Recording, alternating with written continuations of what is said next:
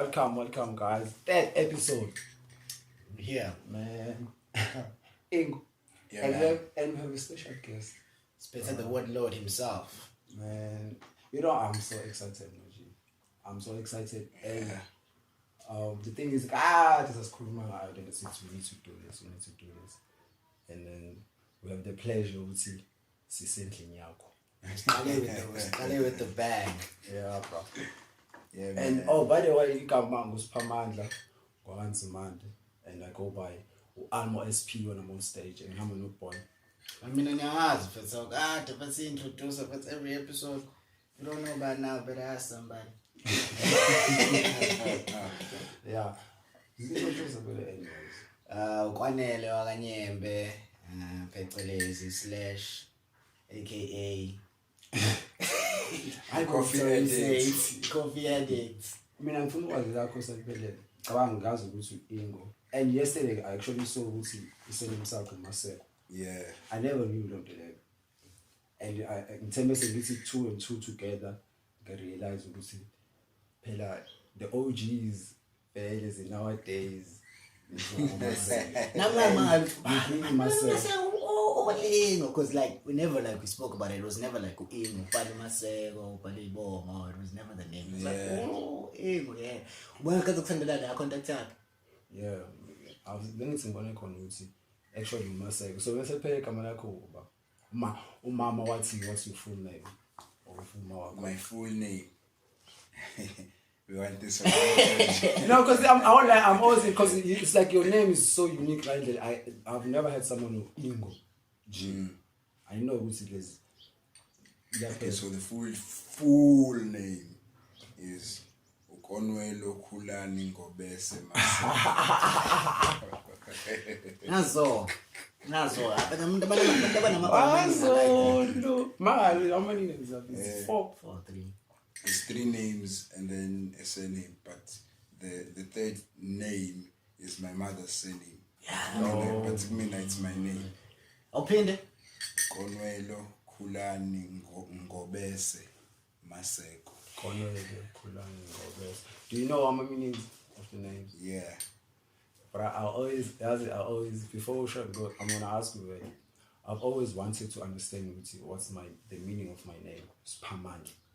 Because you always think it's okay. Your mother meant to say Spamand because that's a request for power in a way. Yeah. I was like, okay, but I've never asked them. My parents hardly. We never go deep with those conversations. Like, hey, what exactly my name means? Because usually with black names, it represents 2 things. At first, it represents like either the surrounding of the situation in which you actually came about, like the family value and like the setting of when the environment per se of like kwakunjani. So they were like makufika wena uthola amandla. Yeah.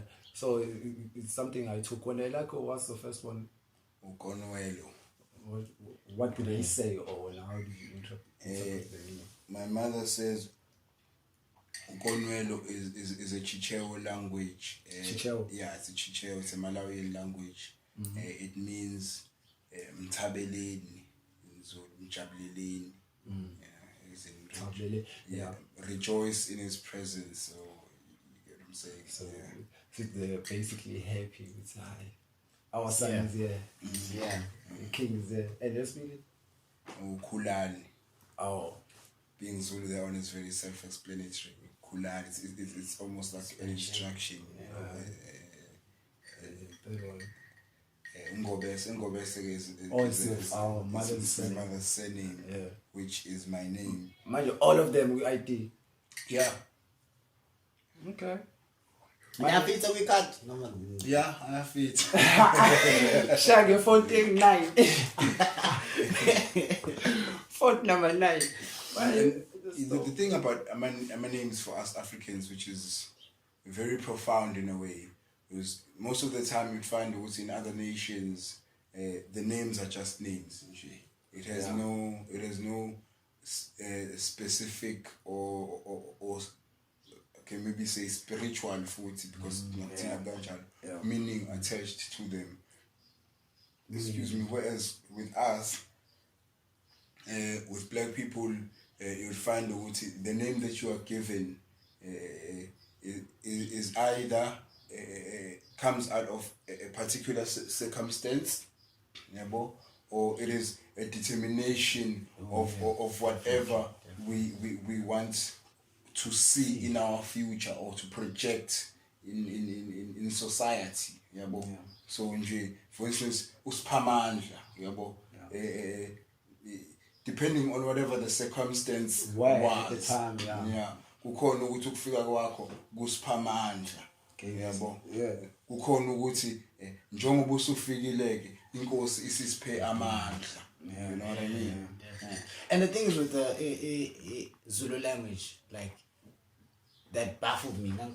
With this other guy, and he said, the translation of umzimba in English means it's body, but the proper translation of umzimba, it's that which carries water. It shows that in the language, the science was already embedded. And that translation misses lento le ekhona, like umzimba is that which is carrying the water. So the language itself carries so much, and I think in Ako, even like with my names A too, they come from that sense of what's in and with this, there's content that should be unpacked and will be unpacked. But do you think that it's always like that? Do you think my names are like self-fulfilling prophecies? Is there a correlation between them? Because living up to their name, is that like into a or is it caused by the fact that now you understand this is my name, so then now you live up to it, or do they have that self fulfilling prophecy? I don't know, but then if you think of, maybe that would depend on your name, because now if we can ask you, what your parents were meaning, what you gonna say? Because if you're gonna say are you living up to one name, what does that mean? Means that like because no, to sort of give a certain view. The uguti, do we live up to them or not? Is it's an either or. You understand? But eventually, there are a lot of factors also that play into it, because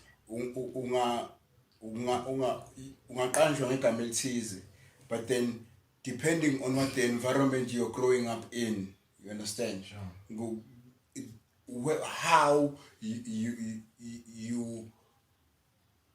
How you fulfill your name could come in an indirect way. Like for instance, utholuthi igama lakho umfundo, yabo, but because of the environments you're in, you probably have to drop out of school, do something else. but you learn to be street smart. You understand? No, that's funny. You get what I'm saying? You did not in the general sense of imfundo get to fulfill your name in that sense, like get a doctorate or get degrees or whatever. But you went and learned the ways of the streets in order to survive. There's a different kind of imfundo. Imagine if like there was a space. Can you later go and add your name in Home Affairs? Like say, Imagine if you give our kids that privilege. I'm going to give you 3 names. When you're 6 or 7 years old, you say, whenever you have a conscious idea of who you are, depending on what age that comes on, you go and say, I want to add this name. This is what I want to be called. Because we have an understanding when your parents actually name you, they sort of, it's the circumstance and also it's what they want. But it's like you learn your name from someone else, constantly calling it to you. You never really comes from with you, and that's where nicknames come from. Because nickname is like, now, okay, this is how I see myself. This is what I'm saying. Why does other poets say, give the children their names and let them hang themselves? One poet used to say that, and then the other poet said, let the children name themselves. Yeah, that'll be like a. The reason I'm sort of like sticking on the topic of names, it's because a name. It's part of your identity. It says who you are. It says who you are. It says a lot, and it helps with whatever what I want us to speak upon exactly. It's when it comes to rejection. So, because if you can identify yourself with your name, for example, you can identify yourself with many things. But if you are able to connect yourself with your name, not just your first name, your last name. A last name, it's like there's a lot happening behind. So if you can connect yourself, and fit and understand why exactly why I've been named that, what I've been. So when you come to situations where you have to exercise and remain straight and be sure, see, this is me. It's when you face with rejection from all angles. Rejection comes from everywhere. It's either you face rejection where it comes to school, first rejection from social, events, or you face rejection from corporate spaces, everywhere. Home. So That's the worst if kind. from home, relationships, everywhere. Look, I would say, Mina, rejection is in a sense a basic part of life. It is scientific in a sense because you'd find in Newton's third law or something, Uguti, or is it first? But one of the laws says Uguti, whatever force you push, there is an opposite but an equal but opposite force. Yeah. An equal but opposite force rejects in a sense it rejects the force that you are projecting forth. So scientifically and naturally, rejection exists. So would you say that application of the law also happens in terms of like parents rejection and abandoning their own kids? What force was being exerted then for them to actually kind of exert that same of abandonment in that sense? So abandonment is rejection. I mean, the two can correlate. If you think about it in a sense that parent to child, right? There is the basic tenet which the parent must love and take care of the child, right? Now, if a parent abandons that duty, then they reject the child. Okay. No, I see. I see. No, I was thinking of from another angle.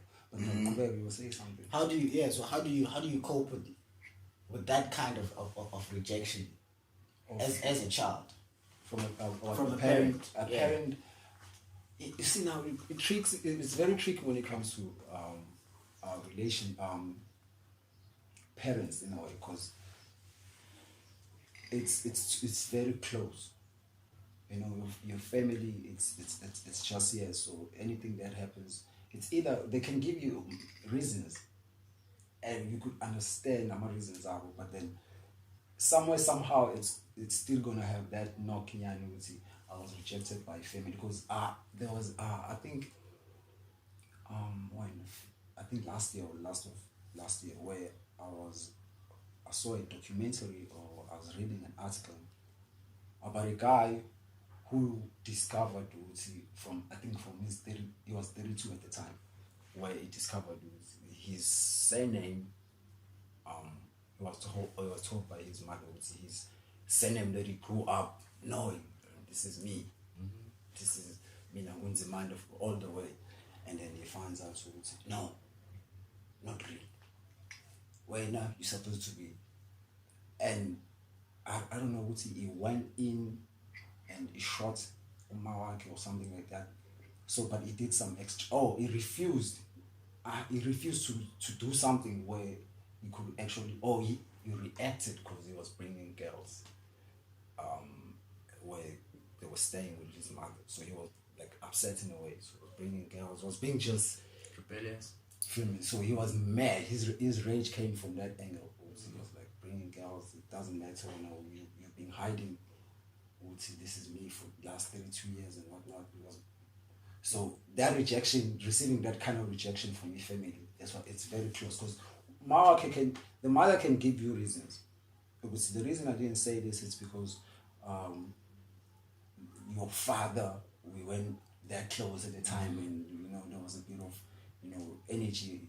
There wasn't matching and stuff. But when you're a kid, you're not gonna understand that. 32 years, 32. That's very. You know what this goes back to though? Yeah. This goes back to the thing we were talking about earlier, nokhule ukuthi in business, start the children in the business from an early age. Yes. Expose them ukuthi like this is what we live by, this is our bread and butter, understand? Yeah. Same with issues of this nature, understand? Tell the child from an early age, even if you sbatala, we know figures of speech and ways to make things more accustomed to a person. Yeah. So umuntu hinted maybe as a cooler, but find a situation or a point in time where you lay the story bare. Yeah. In a tactful manner, if maybe, but let them ease them into the whole story. Understand? But eventually tell the story. It becomes a real problem because it's an existing problem even imagine the fact that communication between parents and kids is very lacking. Like you can leave me and you don't know anything about them. Like it seems like even like friends know more about your life than your own parents, because there isn't that not like as you know don't die like if you die. What I say goes. There isn't that complicated. The conversation will see. No, I actually I don't agree with you here. This is how I want to see life. This is how having those kind of relationships at an early stage, whereby your wives will say no. This is like this. Having those conversations earlier makes it even easier. When even like more serious things come about, and your wives will us. But not having that foundation of commitment of communication becomes a detrimental problem. Yeah, I want to ask you something, but before I ask you, let me say this about that.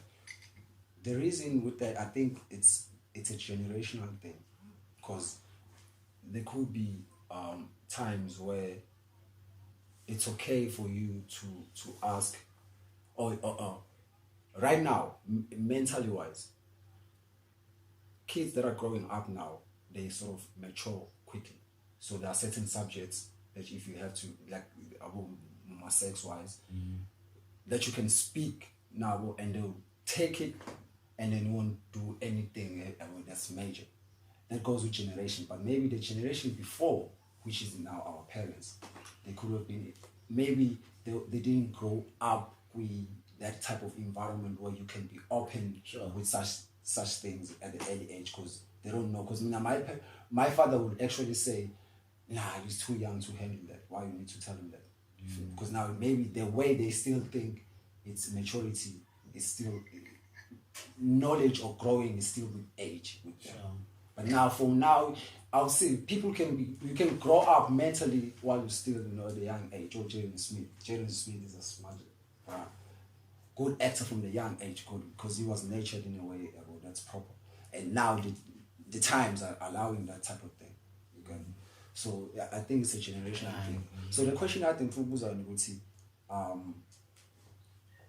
with the situation of a guy discovering his identity, we would see from that the whole thing was just wasn't the actual thing. As a parent, what if you had to look at that situation? What's the best time to come and deliver those type of news to a kid?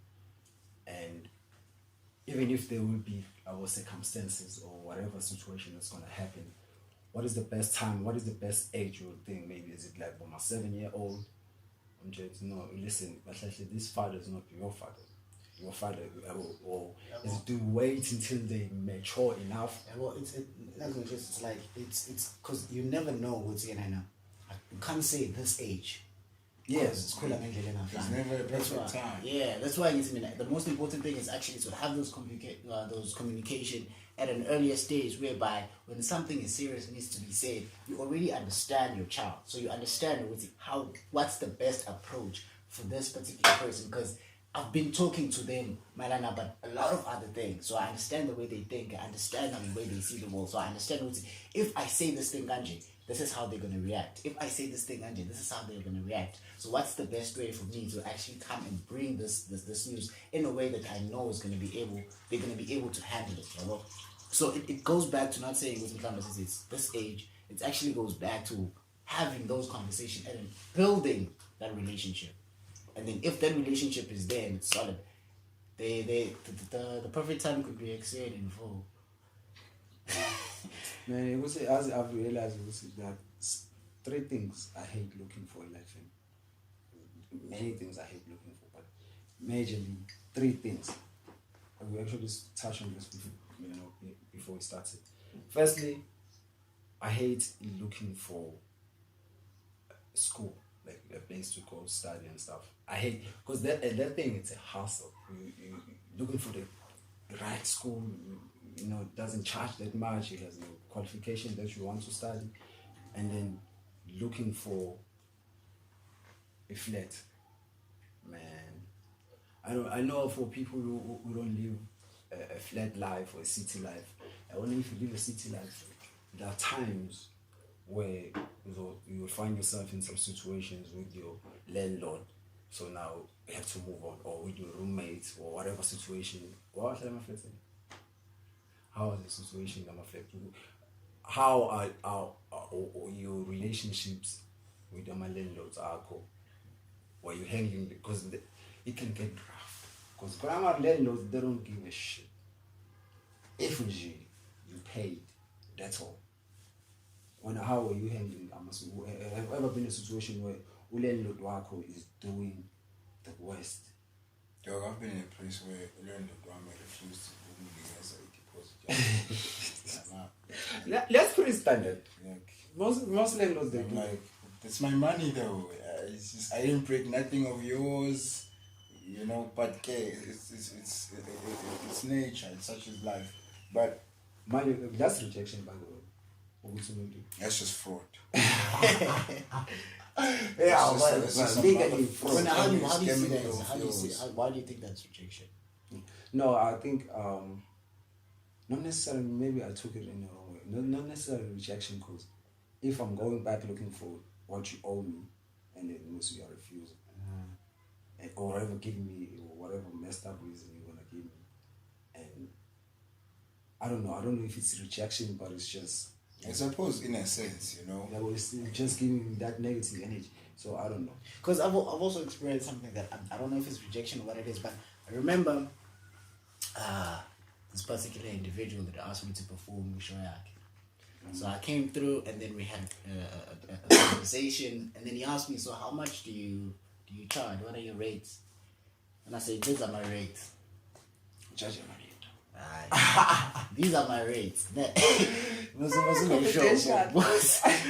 These are my rates. And then they were like, but that's expensive. Like, then they try to talk, because I understand that it's the nature of the business. People are always going to try to get them paid as least as possible for anything. Negotiation is part of business. Yeah.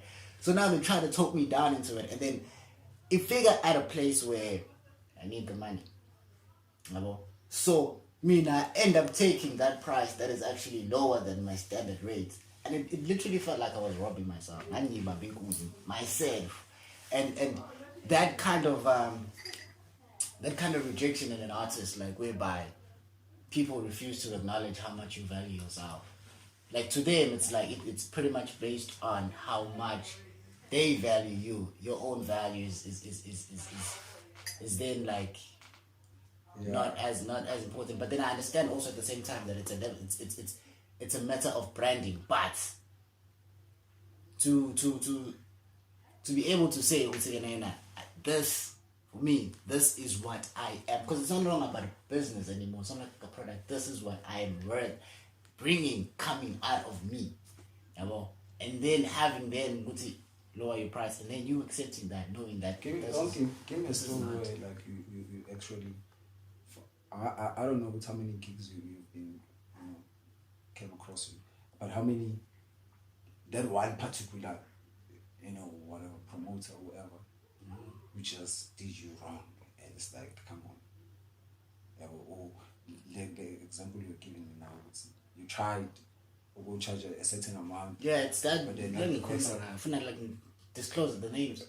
No. Hey, but are you trying to do something? But no, not this. Have you ever experienced that like that of say go say Nana, this is what I'm worth, but then because of like I need the money, I end up taking something that is actually not what exactly for whatever. Yeah.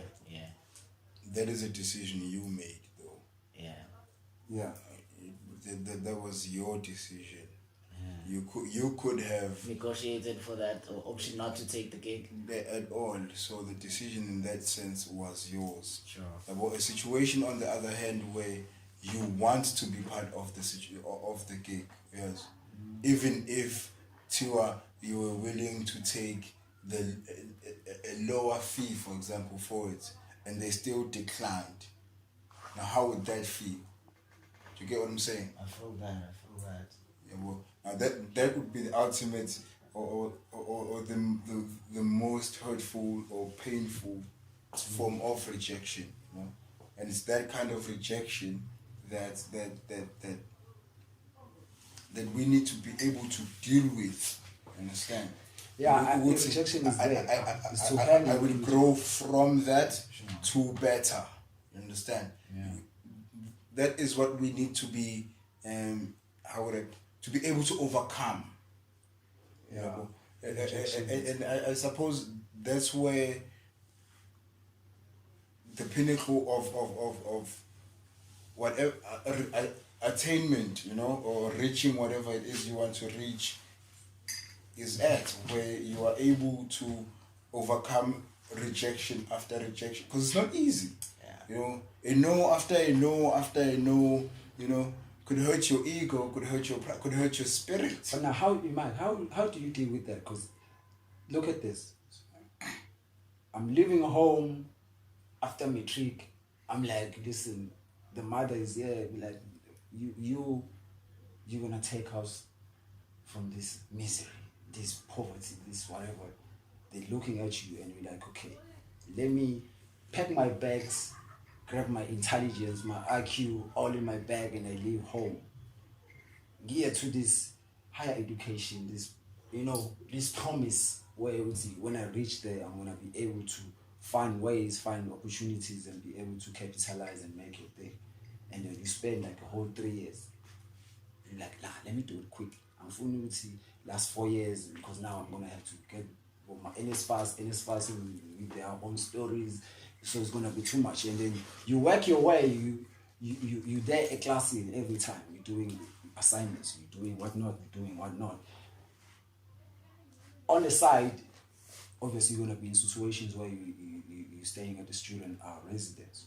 You find yourself where you're comparing yourself now. You're like, okay, the situation that I come from at home, it's saying you need to take certain things a bit more serious than others, because you don't have the luxury where you can be just pick up a phone, take your parents. You know what I think most people, okay, notwithstanding the current situation in terms of the economy, and we are hopeful. What is going to be positive in terms of the outlook going forward and whatever, right? Do you think that's playing the part in terms that has some parts to play in it, right? But notwithstanding that, I think something that most graduates and verily probably people looking for employment tend to miss is and this is a very unique tool that most people, in the sales environment, yeah, it's a skill that they fundamentally have to develop. You know? The art of determining your unique selling point. You know? Fine, soon I degree probably in engineering or whatever it is, right? You are looking for employment. Everybody else is. But what is it that makes you different? You understand? What is it that makes you the one that they should pick over your classmates, for example, that you were with? You understand? We all have degrees. And you all have degrees. You know what I mean? But now, what is it about you? You remember off camera we spoke about Tuguti. You'd find the organization would look at you and be like, okay, he's got the technical skills that we're looking for, but his personality won't fit here. He's probably it's thinking. You know what I mean?